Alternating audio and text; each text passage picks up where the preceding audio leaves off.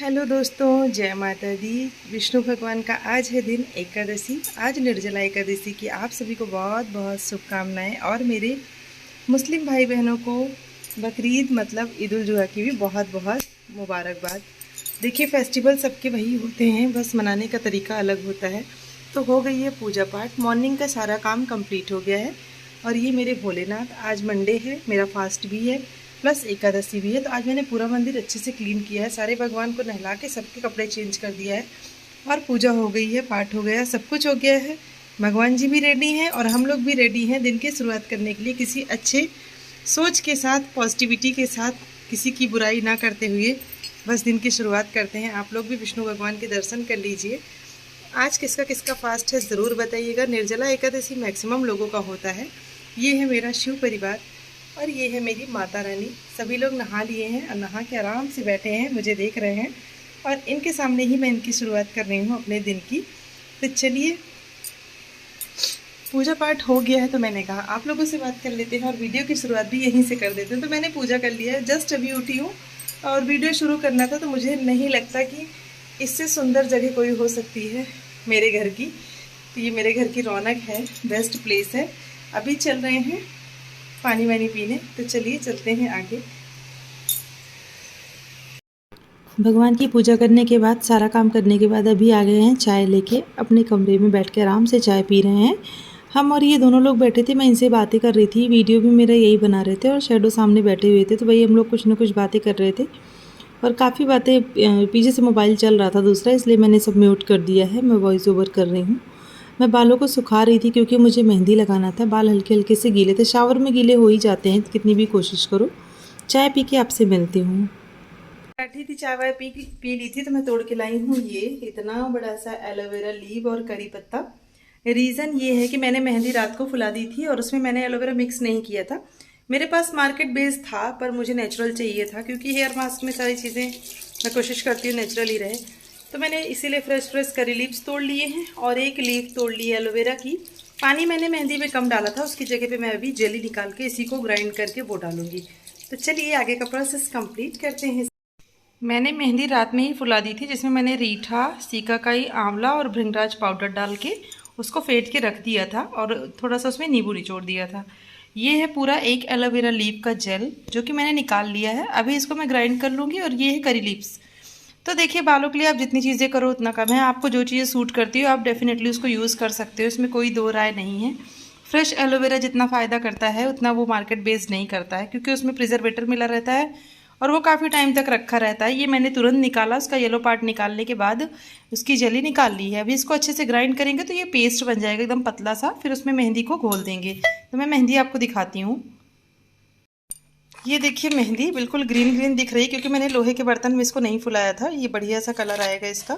अभी इसमें ये मिला देंगे और मिलाने के बाद इसको अप्लाई कर लेंगे। 2 घंटे के लिए बालों में छोड़ देंगे। पानी इसमें कम है क्योंकि अभी इसमें जेल मिलाना है। जेल मिलाने के बाद ये बिल्कुल परफेक्ट रहेगा, लगाने के लिए रेडी रहेगा। मैं बैठ गई हूँ मेहंदी लेके लगाने के लिए। तो बालों को सेक्शन में डिवाइड कर लिया मैंने। 20 से आपको पार्टीशन करके 2 हिस्सों में बांट लेना है। फिर आपको मिड पार्ट से उसके पीछे का हिस्सा वाला थोड़ा सा पार्ट उठाना है पहले, ताकि हम बेस तैयार कर सकें। फिर इसमें हमको अच्छे से मेहंदी को लगा लेना। मेहंदी या कोई भी मास्क आप लगा रहे हो तो ऐसे करके आप लगाओगे तो आपको किसी क्लचर वगैरह की ज़रूरत नहीं पड़ेगी और इतने सही तरीके से लग जाएगा कि अपने आप बाल वहीं पे टिका रहेगा जब तक कि आप उसे वॉश नहीं करते हो। तो मैं पहले ऐसे ही करती हूँ, थोड़ा सा उठा के ऊपर बेस बना लेती हूँ जूड़ा टाइप का, फिर उसके ऊपर लपेटती जाती हूँ सारे बालों को। तो मेरा मास्क रेडी था। आज मेरा इंटेंशन मेहंदी से ज़्यादा मास्क का था। इसमें मास्क वाली सारी चीज़ें मैंने अच्छे से मिलाई हुई थी और यहाँ ये सामने बैठे थे, मैं इन्हीं से ही बातें कर रही थी क्योंकि आज ये घर पे थे। तो हम लोग बातें कर रहे थे और बातें करते करते मैं मेहंदी भी लगा रही थी। अच्छा, कुछ लोगों को मेहंदी लगाने में अजीब सा लगता है, किचकिच होती है, लेकिन हाँ, मेहंदी थोड़ा सा मेसी होती है, गिरती है इधर उधर और मुझे भी थोड़ा सा अजीब लगता है। लेकिन क्या करें, अगर बालों के लिए कुछ करना है तो थोड़ा बहुत एडजस्ट करना ही पड़ेगा। कोई भी मास्क आप लगाते हो, हेयर मास्क, तो ये थोड़ा बहुत तो टपकेगा इधर उधर, इसमें कोई दो राय नहीं है। तो मैं इनसे प्रॉपर बातें कर रही थी। कुछ तो बात हम लोग कर रहे थे, शैडो भी बैठे थे, सब लोग एक साथ ही थे। तो मैं बैठ के मेहंदी लगा रही थी। मैं कैमरे में देख के ही लगा रही थी, मैंने मिरर नहीं लिया हुआ था ना, मैं मिरर के आगे बैठी थी। मैं आराम से यहीं इनसे बात करते करते लगा रही थी और इस तरह में ना काम हो भी जाता है, पता भी नहीं चलता है, टाइम अच्छे से बीत जाता है। और पहले मुझे मेहंदी लगाना नहीं आता था ना, मुझे बड़ी दिक्कत होती थी। पूरे बाल में एकदम एक साथ लपेट लेती थी, फिर क्लचर से वक्कल से लगा के उसको टांगती रहती थी जूड़ा बना के, जो कि टिकता भी नहीं था बाल, क्योंकि टाइट हो जाते हैं मेहंदी लगाने के बाद तो टूटने लगते हैं। लेकिन अभी ये तरीका जब मैंने सीख लिया मेहंदी का, आज कई सालों पहले, तब से मुझे बड़ा आराम हो गया। मैं मेहंदी लगाती हूँ ना, बाल एकदम आसानी से टिके रहते हैं उसी जगह पे, कुछ नहीं होता है, ना गिरते हैं ना कुछ होते हैं। और मैं कितनी मगन हूँ इनसे बात करके। हम लोग कुछ तो हंसी मजाक कर रहे थे और कह भी रहे थे कि मेरी आवाज़ आ जाएगी। मैंने कहा वॉइस ओवर कर देंगे, आवाज़ को म्यूट कर देंगे। मैं ग्लव्स पहन के लगाती हूँ, आप चाहो तो ब्रश से लगा सकते हो, लेकिन ग्लव्स मुझे ईजी लगता है तो मैं कितना स्लो स्लो लगा रही हूँ, क्योंकि मैं बातें ज़्यादा कर रही थी और काम कम कर रही थी। अभी मैं आप थोड़ी देर बाद फटाफट लगा लूँगी, जल्दी से लगा के तब बाकी के काम कंप्लीट करूँगी। तो देखिए मैंने कैसे वहाँ पे जूड़ा बना लिया। जब आप जूड़ा बना लो तो वहाँ पे थोड़ा ज़्यादा सी मेहंदी लगा के बाल को अच्छे से वहीं पे सेट कर दो, ताकि वो वहीं पे टिक जाएँ। देखिए मेरे बाल, अब बेस मेरा बन गया है। अब जितने भी मेहंदी वाला प्रोसीजर है, एक एक करके दोनों साइड से एक एक पार्ट उठाऊँगी, छोटी छोटे से सेक्शन, और उसमें मेहंदी लगा के उसी जूड़े के ऊपर लपेटती जाऊँगी, तो आराम से वो वहीं पे टिका रहेगा।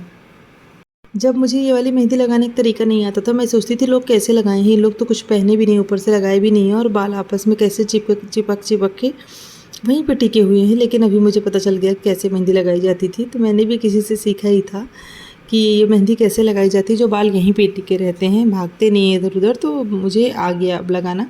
अब मेरे बाल भी वहीं टिके रहते हैं जहाँ पे मैं उसको कर देती हूँ। और मेहंदी की खासियत है कि एक बार सूखने के बाद हिल नहीं सकती जब तक आप पानी से उसको डाल के छुड़ाओ ना। वैसे अगर आप कोशिश भी करो छुड़ाने की ना, तो बहुत बाल टूटते हैं, बहुत नुकसान होता है। इससे अच्छा कि मेहंदी लगाने के बाद कोई रिस्क मत लीजिए, बालों को सुलझा लीजिए और मेहंदी लगा के फिर उसको ऐसे ही छोड़ दीजिए जैसे कि आपने लगा रखा है।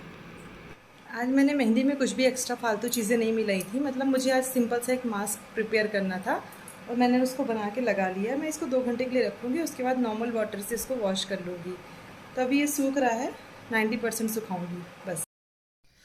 मैं आ गई हूँ दोबारा नहा के। मैंने हेयर को वॉश कर लिया है। मैंने मेहंदी लगाई थी ना, तो मैं नहा के आई हूँ अभी और अभी मैंने कुछ नहीं लगाया है, लगाऊंगी भी नहीं, फ़िलहाल कुछ मन नहीं है। थोड़ा सा आराम करेंगे, उसके बाद शाम को देखते हैं। पहले बाल सुखाऊंगी। बाल नेचुरली सूखते रहेंगे, क्योंकि मेहंदी के बाद कंघी नहीं करूँगी अभी डायरेक्टली, नहीं तो बाल टूटेंगे। तो चलिए आराम करते हैं, शाम को फिर आपसे मिलते हैं। आप लोग भी रेस्ट कर लीजिए, मैं भी रेस्ट कर लेती हूँ। दोपहर में बहुत गर्मी है, 2 बज रहा है। बाय।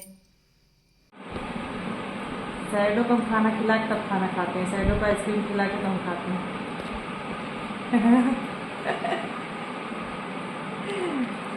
वो राजा बेटा है घर का, राजा बेटा ना खाओ भैया, ना खाओ, लो ले लो, वो भी खा, अच्छी वाली है इसकी मोती दान। इसका कुछ हम लोग कर्जा खाए थे ना, जो अपना वसूलने आया है। खा लो खा लो, कोई कुछ नहीं बोल रहा, खाओ। गुस्सा आ जाते हैं, खाते भी नहीं है, भी जान लो।